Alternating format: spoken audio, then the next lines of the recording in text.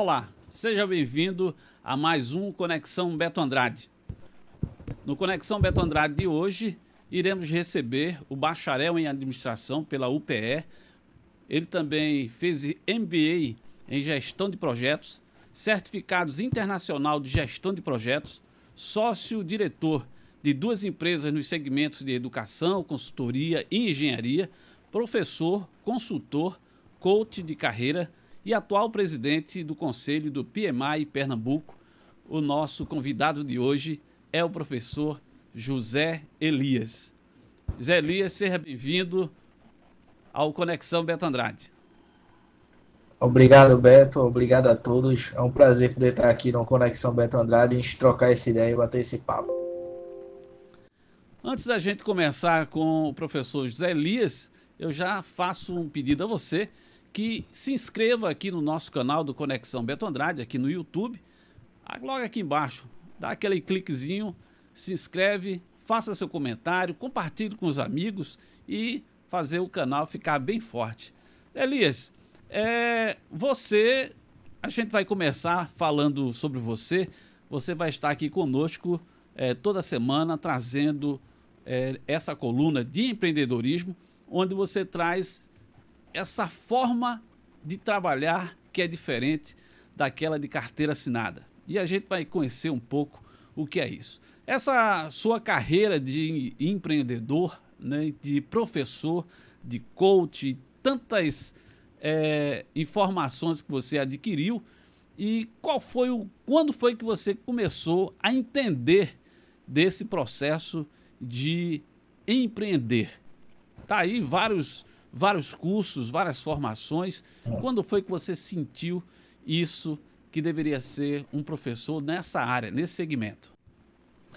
Perfeito, Beto. Eu fiz o curso de administração, né, na UPE, e durante o curso de administração, eu acho que floresceu esse tema empreendedorismo. Eu vou até contar uma história aqui rapidinha, que foi quando eu entrei dentro do movimento Empresa Júnior. Então, participei de um movimento chamado Movimento Empresa Júnior, que é o maior movimento de empreendedorismo universitário do mundo, né? Que tem uma força muito grande aqui no Brasil, que, para quem não conhece, é basicamente quando os estudantes ainda da faculdade prestam serviços de consultoria, principalmente para micro e pequenas empresas, a um custo bem abaixo do que uma consultoria de mercado. E com isso, as empresas de mercado, elas recebem uma prestação de serviço de consultoria especializada, até porque por trás dos alunos a gente tem os professores orientando, e os alunos, em compensação, têm a oportunidade de colocar na prática aquilo que está vendo ali mais na teoria na faculdade. Certo? Então, participei desse movimento, que eu considero que foi um grande divisor de águas para eu me profissionalizar, entender como é que seria o mercado de trabalho, as ferramentas e tudo mais. E aí, certa vez, eu prestando um serviço de consultoria para uma pequena empresa, esse dono dessa empresa recebeu uma ligação. Ele estava numa situação financeira ruim, a empresa já tinha feito 2 empréstimos, para você ter ideia, estava querendo tirar um terceiro empréstimo, e um determinado fornecedor ligou cobrando a ele uma dívida. E essa pessoa, ela chorou na minha frente. Eu jovem na época, eu devia ter 20 anos aproximadamente, ali ainda na faculdade, né, estudando. E essa pessoa chorando, eu fiquei ali um pouco até sem reação. Ela olhou para mim e disse que eu junto com outra pessoa, éramos 2 consultores, disse que nós éramos a esperança dele para tentar fazer com que a empresa dele desse certo. Eu digo que aquele momento de tudo foi um momento que foi assim, um momento que eu parei e fiz, meu Deus, cara, eu posso, de certa forma, ajudar as empresas a darem certo. E as empresas não são pessoas jurídicas, não é uma coisa que é abstrata. As empresas são pessoas, são famílias que dependem daquela renda. Por E ali trás foi um de, momento em que surgiu aí no meu coração esse anseio de consultoria, de empreendedorismo e de gestão. por trás de cada CNPJ tem ali um ser humano que tem o seu CPF, né? Exato, exatamente. E foi nesse momento que eu acho que surgiu, a gente inclusive fez uma boa reviravolta na consultoria que a gente estava prestando para ele, que era mais ligada à área de finanças, a gente identificou que era algo um pouco mais ligado a marketing do que ele precisava. E só para fechar aí a história, qual foi o resultado? O resultado é que ele não precisou tirar outro empréstimo, um terceiro empréstimo que ele queria, e ele conseguiu contornar a situação da sua empresa, que voltou a dar lucro, que aí tinha um erro básico de uma pessoa empreendedora, que eu fiz a seguinte pergunta para ele: quanto é o seu lucro? E a resposta dele foi: eu acho que eu dou lucro. Isso não pode acontecer. Eu acho. Como Você pode, tem que né? saber. Uma Como é que empresa, pode? uma empresa não saber o que é lucro, né, o que é despesa, o que é entrada e saída e o que tem que ficar em caixa, né? Exato, e aí ele não tinha isso mensurado, é importante que você tenha. E a gente pôde colaborar com ele em alguns meses de projeto para que ele pudesse reverter essa situação, ter o mínimo ali de controle, de indicadores. A gente vai ver que medir é tudo em gestão, é extremamente importante. É como quando a gente vai no médico, ele passa um exame laboratorial, ele vai ver números diversos para poder saber se você está bem, se não está, aonde é possível que você esteja com algum problema. E em gestão, em empreendedorismo, não vai ser diferente. Certamente vamos falar um pouquinho de números aí, mas já adianto para o pessoal que não gosta muito de matemática, pode ficar tranquilo que não é nada muito complexo, não. A gente não precisa ser engenheiro para fazer os cálculos na área de gestão, não. Elias, na sua biografia, você tem aqui algumas certificações internacionais e eu gostaria que você falasse um pouco mais dessas suas certificações internacionais. Perfeito. Quem principalmente quer atuar na área de gestão de projetos, existe uma gama de certificações que são reconhecidas no mercado. Então, o que acontece? É algo que eu digo muitas vezes para muitos alunos. Ó, eu, por exemplo, eu fiz administração, minha turma de administração formaram, a gente juntou duas turmas, formou umas 50 pessoas. E eu digo, qual é o seu diferencial com as demais pessoas? Porque todos aqui estão se formando bacharéis em administração, como tem N pessoas se formando em jornalismo, N pessoas se formando em engenharia, em profissionais na área de tecnologia, etc. Então, um diferencial é você buscar essas certificações. Existem diversas no mercado. Na área de projetos, o instituto que traz o maior reconhecimento no mundo em gestão de projetos se chama PMI, que é um instituto, inclusive, que eu também faço parte como voluntário no trabalho que eu realizo. O PMI ele fornece algumas certificações. Então, a primeira delas, que foi a primeira que eu tirei enquanto eu ainda estava na faculdade, se chama CAPM. É uma certificação para quem é iniciante na área de gestão de projetos.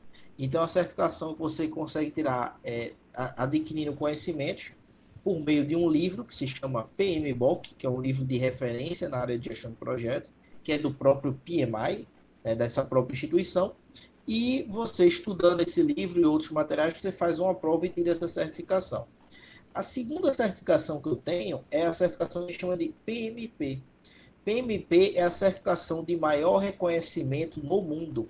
Então, quando eu falo isso, significa que ela tem grande reconhecimento aqui no Brasil, mas para muita gente que às vezes quer ir para fora do Brasil, eu tenho muitos amigos que foram para Canadá, Estados Unidos, Irlanda, Austrália, entre outros países, e nesses países essa certificação também é reconhecida.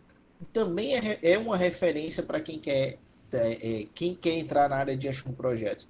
Então, é a certificação PMP. Ela tem alguns pré-requisitos, ela tem algumas exigências a mais, né, que vale certamente em outros momentos. A gente vai detalhar aqui a certificação, falar de oportunidades, inclusive de outras certificações. Não existe só essa, existem outras certificações, mas são basicamente essas duas. A CAPM que eu recomendo para quem quer entrar na área de gestão de projetos, principalmente estudante universitário, profissionais recém-formados, é ideal para esse tipo de perfil, para quem se enquadra nessa situação. E a certificação PMP, que é uma certificação para quem já tem alguma experiência em gestão de projetos, que traz esse reconhecimento a nível internacional e que independe se você está aqui no Brasil, nos Estados Unidos ou no Japão, ela é reconhecida. E você, inclusive, hoje, você presidente do Conselho do PMI Pernambuco. E o que significa isso? Qual é o trabalho que o PMI faz, além desses cursos que você falou? Perfeito. O PMI ele é um instituto que foi fundado nos Estados Unidos no ano de 1969. Então imagine que ele foi fundado por 5 pessoas, 5 voluntários. E o ano de 1969 foi um ano muito importante para o mundo. E quem vai se lembrar um pouco mais de história do que foi marcante no ano, vai se lembrar que foi a ida do homem à Lua. Foi um projeto de 10 anos, algo que certamente, talvez quem é mais velho aqui, os nossos pais, nossos avós, era algo inimaginável você imaginar que um homem poderia ir para a Lua. E ocorreu a guerra, no período da Guerra Fria, né? Quem se lembra e gosta de história, eu sou um fã de história, sabe, Beto? Se me deixar aqui, eu vou contar a história todinha. Vou tentar resumir. Vamos contando, vamos contando. Vou tentar resumir. Eu adoro história, sempre fui fã de história desde a da época de colégio. E você estava no período da Guerra Fria e o presidente, né, dos Estados Unidos prometeu que até o final da década, isso foi em 1960, levaria o homem à Lua. Isso foi um dos maiores projetos que a gente teve na história do mundo. Certamente é uma coisa assim inimaginável. E em 69 foi criada essa instituição para que pudesse trazer alguma padronização em termos, para que pudesse valorizar a profissão do gerenciamento de projetos. Então ele começou a criar através de cursos, de eventos, de artigos, e a coisa foi crescendo. Hoje, em 2020, o PMI é o maior instituto de fomento ao gerenciamento de projetos no mundo. E ele está presente em mais de 200 países. Aqui no Brasil não é diferente. Então ele tem uma estrutura que a gente chama de capítulos, que são, entre aspas, filiais, certo? Mas é uma associação dos associados ao PMI Global, vamos dizer assim. Seria o ideal. E aí aqui em Pernambuco existe o PMI Pernambuco, que é responsável por fazer também essas ações de fomento no estado de Pernambuco. Que ações o PMI faz? Então ela tem desde cursos que realiza na área de gestão de projetos, a parte de grupos de estudo para quem deseja tirar essas certificações que eu falei aqui anteriormente. Ela realiza eventos que lhe dá a oportunidade tanto de você estar sempre se atualizando de novas tendências e ferramentas, como também fazer networking, né? Ela tem uma pequena biblioteca, então todos que são filiados ao PMI têm acesso a uma biblioteca com livros riquíssimos na área de gerenciamento de projetos, mas também de outras áreas que são essenciais, porque a gente fala em projetos, mas eu também preciso ter grande conhecimento, por exemplo, em comunicação. Por quê? Porque o gestor de projetos, ele gasta 90% do seu tempo se comunicando. 90%. Ele está negociando com a equipe, ele está negociando com o fornecedor, ele está preparando um relatório, né? Ele está fazendo um contrato, ou seja, 90% ele está se comunicando. Então existe uma série de conhecimentos também que tem dentro dessa biblioteca. Então, oportunidades de emprego, momentos de networking, oficinas, cursos, são diversas ações sempre com o seguinte foco: fomento às boas práticas de gestão. Inclusive você é professor também de oratória, né? Eu dou algumas palestras de oratória dentro da minha empresa de cursos. O meu sócio é que dá o curso completo, mas a gente tem algumas ferramentas que principalmente aprende na formação de coach, que a gente pode aplicar dentro desse processo da oratória. É uma área que eu, de fato, tenho uma grande admiração. Elias, e empreender? O que é empreender? É uma excelente pergunta, né? Olha, empreender, eu trago logo para uma coisa para não confundir a pessoa. Muita gente pensa que empreender é abrir um negócio. É ter um negócio, é Você ter ser o dinheiro dono. para gastar dentro do investimento de uma empresa. Ele também é isso, mas ele é muito mais do que isso. Empreender significa fazer diferente. Significa pensar o que é que eu posso fazer para que de alguma forma eu possa conseguir, entre aspas, mais dinheiro, né, melhorar a situação financeira da empresa, ou trazer ganhos de produtividade, ou trazer um produto de melhor qualidade ao cliente. Então, é qualquer ação que você vai querer fazer diferente de como é hoje, para melhorar. Ou seja, você está num patamar e eu quero fazer uma ação para estar num patamar superior. Qualquer ação que você realize para estar nesse patamar superior é uma ação de empreendedorismo. E aí é o ponto. Ah, eu tenho que ser dono da empresa, eu tenho que abrir empresa, ou ter interesse em abrir empresa para ser empreendedor? Não. Você pode também querer subir de patamar trabalhando e sendo um colaborador de uma organização. Aí é aquele colaborador que está querendo fazer o diferente. Ele não está ali só empurrando com a barriga e fazendo com que as atividades rotineiras aconteçam, mas ele está sempre pensando que pode fazer alguma coisa melhor para amadurecer a gestão da organização e trazer melhores resultados. Então, empreender é trazer melhores resultados dentro daquilo que se coloca a fazer, se coloca a prestar de serviços. Perfeito. Eu gosto muito da definição do professor Vicente Falcone, quando ele fala sobre o que é gerenciar. Ele diz o seguinte: gerenciar é atingir metas, as metas são os resultados, certo? Atingir metas com a equipe, porque você não vai conseguir atingir metas sozinhos, você só consegue isso com a equipe, e ele complementa dizendo o seguinte: de forma ética. Então veja que coisa, o que é gerenciar? Gerenciar é atingir metas, certo? Com a equipe, porque você não vai conseguir atingir sozinho, certo? E de forma ética, porque também você atingir resultados de forma não ética, burlando, você não está gerenciando. Então, o que é que você precisa fazer então para gerenciar? Para conseguir atingir esses resultados com a equipe de forma ética? Você precisa empreender. E aí você vai ter um conjunto de ferramentas, de boas práticas de gestão que você pode aplicar no seu dia a dia para tentar atingir esses bons resultados. Aí eu faço um outro adendo. Algumas pessoas chegam assim e dizem, ó, então se eu utilizar determinadas ferramentas e usar de algumas metodologias, eu tenho a certeza de um resultado? A minha resposta é não. Por quê? Porque quando você empreende, você sempre vai ter um fator de incerteza. E se existe a incerteza, existe um risco. Se existe um risco, significa que talvez não dê certo.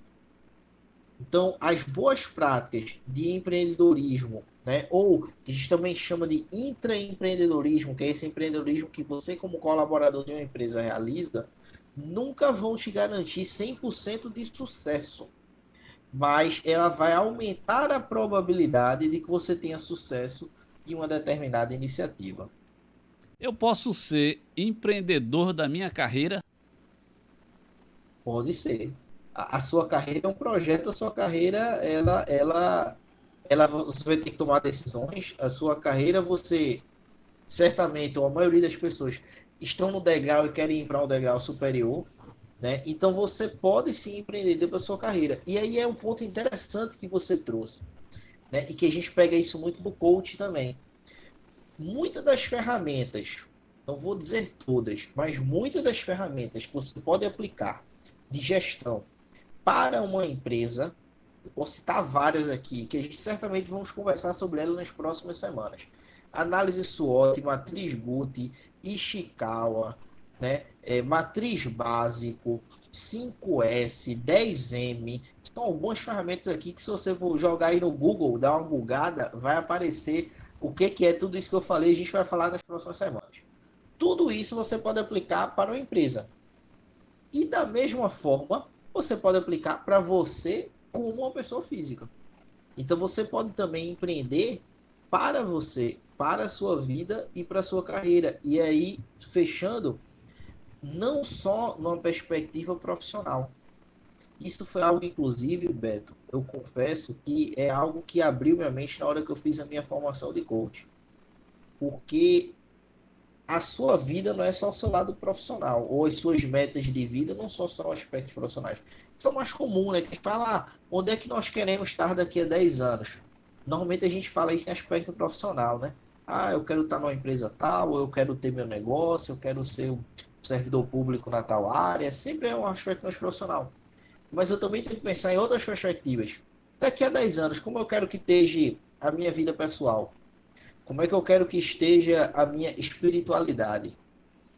Entende? Como é que eu quero que esteja a minha saúde? Então, tudo isso também são variáveis para a sua vida. E você pode usar essas ferramentas também dentro dessas variáveis. Então, assim, o bom do empreendedorismo é isso. Ele não está fechado apenas na latinha ou na caixinha de quem está trabalhando na empresa. Você pode explodir ela para a sua vida também. E aí ter grandes sucessos, né? Porque, como você falou, né? A vida em família, a vida profissional, o lazer, né? Se vai querer o planejamento dos filhos, né? Como vai educar os filhos. Então, tem vários detalhes aí para ser colocado essas ferramentas que o coach e que toda a forma de empreender, ela nos possibilita, né? Exato, exato. E o interessante é esse. Você sabe que eu fiz administração, aprendi, por exemplo, a fazer planejamento estratégico. Vou dar um exemplo prático aqui. Aí você aprende lá, você pode fazer o planejamento estratégico, você tem que definir uma meta de onde você quer estar daqui a 5, 10 anos, onde a empresa deseja estar daqui a 5, 10 anos. E aí você tem lá, por exemplo, usar uma ferramenta que nós vamos falar certamente aqui no futuro, chamada BSC, é o Balanced Scorecard, certo? É uma das ferramentas mais utilizadas para planejamento estratégico na empresa. Ela tem 4 perspectivas, esse BSC. Veja que perspectivas ele tem. Ele tem a primeira perspectiva financeira. Você pode fazer metas financeiras para a empresa ou para você, da mesma forma. Como é que você quer, por exemplo, que vai estar a lucratividade ou a receita da empresa daqui a 5 anos? Da mesma forma, como é que você quer que esteja o seu patrimônio daqui a 5 ou 10 anos? Aí a segunda variável, você tem a variável sociedade e clientes. A variável sociedade de clientes para a empresa, você vai pensar em número de clientes, qual é o nível de satisfação do meu cliente, qual é o nível de fidelização do meu cliente, ok? E aí, da mesma forma, você pode pensar, ok, e como é que vai estar a minha avaliação como profissional? Como é que as pessoas que eu trabalho estão me avaliando? Né? Quantos clientes eu tenho? Qual é a minha bagagem profissional? Aí você tem a perspectiva terceira, processos internos, que aí nas empresas a gente vai falar sobre o seu nível, por exemplo, de inovação, a maturidade em gestão de projetos, a maturidade de gestão da empresa. Da mesma forma, você vai pensar também, como é que está a minha gestão? Será que eu estou conseguindo fazer uma boa administração financeira, as ferramentas que eu estou utilizando? Né? Será que eu estou inovando? O que é que eu estou fazendo de diferente no ambiente que eu estou, seja em minha empresa ou na empresa que eu trabalho? E a última são pessoas. Né? E dentro da empresa a gente fala sobre desenvolvimento de pessoas, de novos líderes, taxa de rotatividade. Aí você vai, como é que está a taxa de rotatividade da sua vida, dos seus amigos? Será que você está brigando com muita gente? Está mudando muito de amigo? Será que o seu relacionamento com as outras pessoas estão bons? Então, tudo dá para você fazer esse paralelo entre a sua vida, seja profissional ou seja pessoal. E basicamente 100% ou quase todas as ferramentas você pode estar empregando dentro das duas perspectivas. Elias, e nesse tempo de pandemia, como usar, como começar a empreender? É uma boa pergunta. Vamos lá. Como eu falei, o empreender você nunca tem 100% de certeza. Então eu sempre fico um pouco o pé atrás e é importante você ficar, quem está aqui nos ouvindo, ficar um pouco desconfiado. Quando alguém chega e vende uma fórmula, faça assim, assim, assado, que vai dar certo. Olha, não tem como você fazer uma coisa e ter 100% de certeza que vai dar certo. Agora, o que que acontece? Existem algumas coisas que você pode fazer que vão lhe ajudar a entender se o negócio ele pode dar certo ou não, certo? Eu vou falar aqui, assim, tem muita coisa, a gente poderia falar de muita coisa. Eu vou falar aqui um pouco sobre o que a gente chama de 4Ps do marketing, certo? Quais são esses 4Ps do marketing? Esses 4Ps foi o que eu usei naquela história que eu contei aqui no início, quando a gente estava conversando, da pessoa que estava endividada, que a pessoa ligou cobrando, eu pude ver ela em desespero. Só tava A gente pegando usou ali, empréstimo a cada momento, mais empréstimo, mais empréstimo. tava só se afundando, tava numa areia movediça ali, empréstimo, e precisando fazer uma coisa. O que é que você deve pensar na sua empresa? O que é comum, certo? O cara normalmente pensa no produto, certo? Isso é o mais comum. Ah, eu tenho que entregar um bom produto ou prestar um bom serviço. Beleza. Isso é um P de fato do marketing. Você com certeza tem que prestar um bom produto ou um bom serviço. Certo, ok. Eu vou entrar muito aqui dentro desse aspecto do produto. Só que quais são os outros três? Ó, o próximo, o ponto, o que a gente chama de praça. É o P de praça. É o local em que você vai fazer essa venda do produto ou serviço. Isso influencia muito.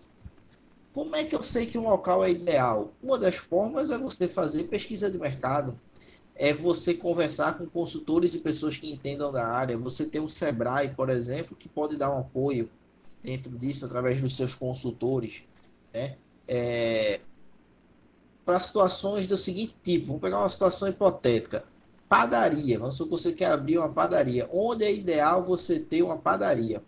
Muitas pessoas dizem, alguns estudos trazem, que o interessante é que a padaria fique no caminho de volta da sua casa. Alguém Então, que se está você for vindo do pensar, trabalho está vindo do trabalho. e aí, do trabalho, da escola, voltando Exato, para casa. exato. Então, o caminho de retorno para casa é o melhor, ou você vai ter mais chance de sucesso com a padaria do que o caminho de ida, da pessoa indo para casa para algum local, para o trabalho, para a escola, o que seja. Então, veja, isso é uma informação que veio por meio de como? De pesquisas, que vai lhe ajudar a escolher um ponto. Então, talvez na sua cidade, você vai ter que pensar onde é que normalmente as pessoas estão indo, né? Indo, e quando é que eles voltam, qual é o fluxo, e se influencia na escolha do seu ponto. Isso eu dei nesse exemplo aqui de padaria, mas você vai analisar dentro do seu segmento. Existem segmentos, por exemplo, que o ponto não influencia. Esse caso desse cliente que eu citei, o ponto não fazia muita influência.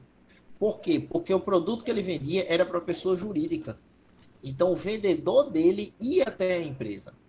Entende? Então, nesse caso, o ponto não influenciava muito.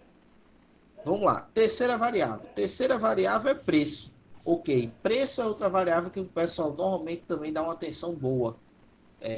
Eu tenho que botar um preço mais baixo. Se bem que isso aí de você botar o preço mais baixo, dá para fazer um dia só para discutir aqui, Beto, a gente falando sobre essa questão de preço baixo. Mas o preço com certeza é uma variável que você tem que analisar, você tem que ver os concorrentes, você tem que botar um preço que esteja aí competitivo com o produto que eles estão entregando. Se é o mesmo do seu, tem que ser um preço semelhante, você não pode estar vendendo muito a mais, a não ser que você tenha algum diferencial. O Mas o custo preço é uma produção, terceira né? variável. Tem que ver o custo produção também. Exato. O custo de produção social em indústria ou o custo da compra se você for um comércio, por exemplo. Né? Ou a concorrência, se você presta um serviço, né? Às vezes você não tem muito custo. Você faz um serviço de consultoria, ou se você dá aula, o custo em si de dar uma aula é muito baixo. Eu sei porque eu sou professor, né? Então, se eu faço um curso, por exemplo, qual é o meu custo de uma pessoa me contratando para dar um curso para a empresa? É nota fiscal, é o valor de imposto. Fora isso, não tem outro custo. Talvez você compre algum material tal, mas é muito baixo de distribuir caderno, alguma coisa, um coffee break, que seja. Mas o preço é uma variável importante. E aí, então veja, a gente falou de produto, falamos do ponto, que é a praça, né, o P, o terceiro P, preço, e a gente tem o último P, que talvez seja um dos mais esquecidos, que é o P da promoção. E aí, promoção não é o que muita gente pensa que é. Que quando a gente fala, tal empresa está fazendo tal promoção, a gente pensa que ela está diminuindo o preço. Mas não é isso. Diminuir preço é desconto. Promoção vem de promover. Promover é você tornar público, é você comunicar, é você, né, apresentar aquilo, a sua empresa ou o seu produto. Então, promoção dentro do marketing, o que é que ele vai ser? Eu preciso analisar como o cliente vai, por exemplo, me identificar, como eu vou buscar a satisfação desse cliente. E outro ponto que muita gente esquece, que nesse caso específico desse cliente, foi a grande chave. Como eu fidelizo o cliente? A gente chegou para ele na época conversando e fez, olha, o que você tem de política de fidelização de cliente? Ele, hã? Que é isso? O que é isso? O que é isso? É de comer? Chegou a ser assim, né? Eu disse, não, a gente, calma. Amigo. Você tem alguma política de um CRM? O que é o CRM? É um sistema de gerenciamento de clientes? O cara não tinha.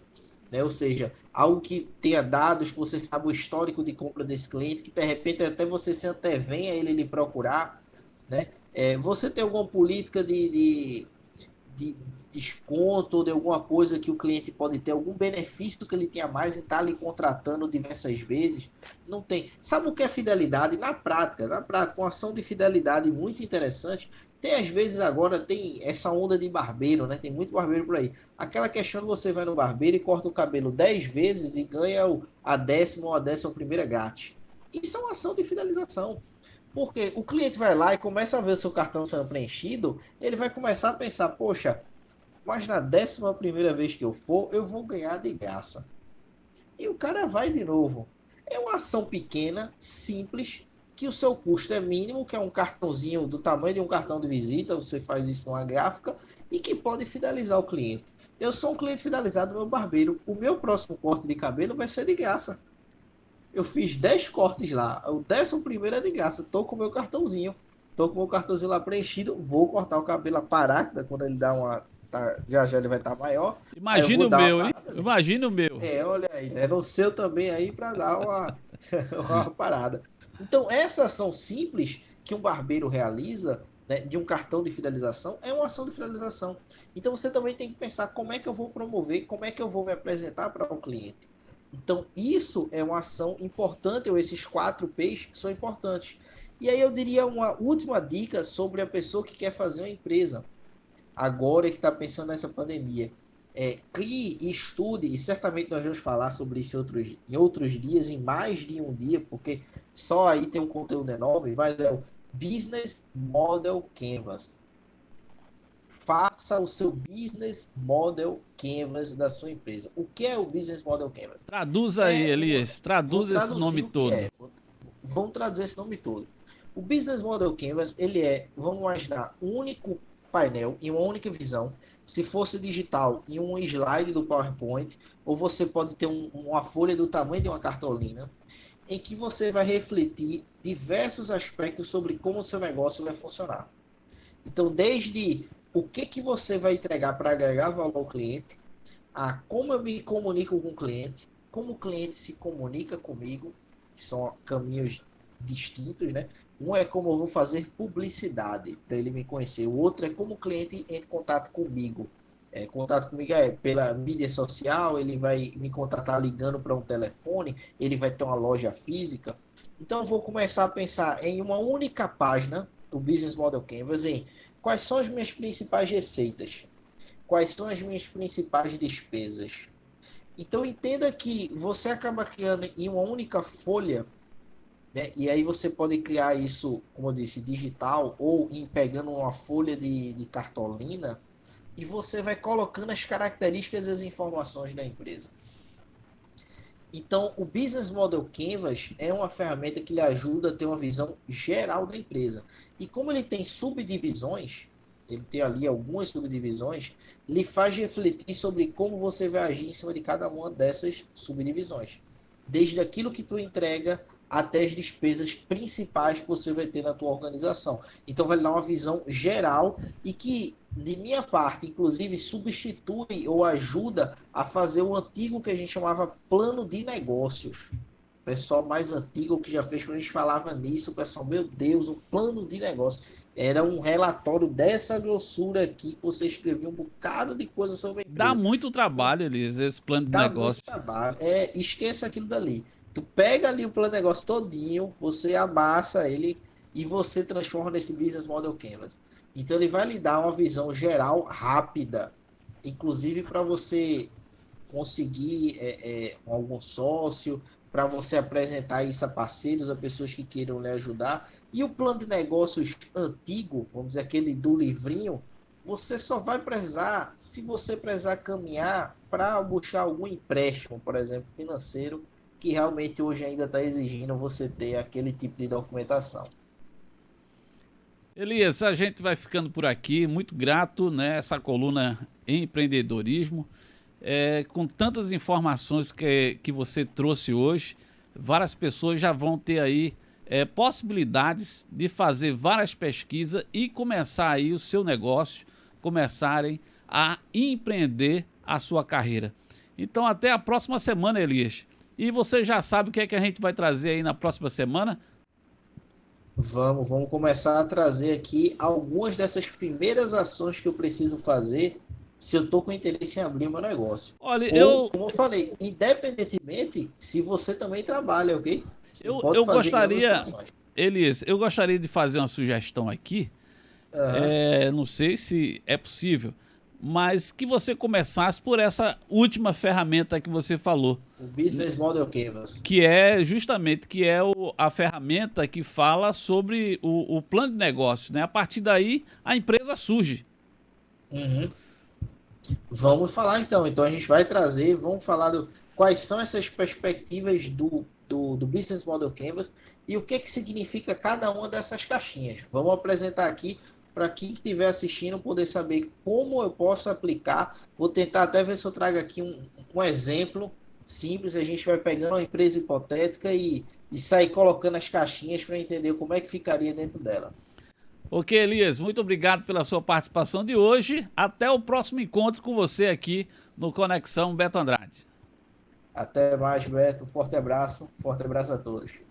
Pois é, meus amigos, minhas amigas, a gente esteve aqui hoje com o professor José Elias, ele que é o nosso colunista de empreendedorismo. Até a próxima semana, ele vai estar aqui conosco, trazendo aí várias informações para você empreender, colocar no seu negócio e na sua carreira.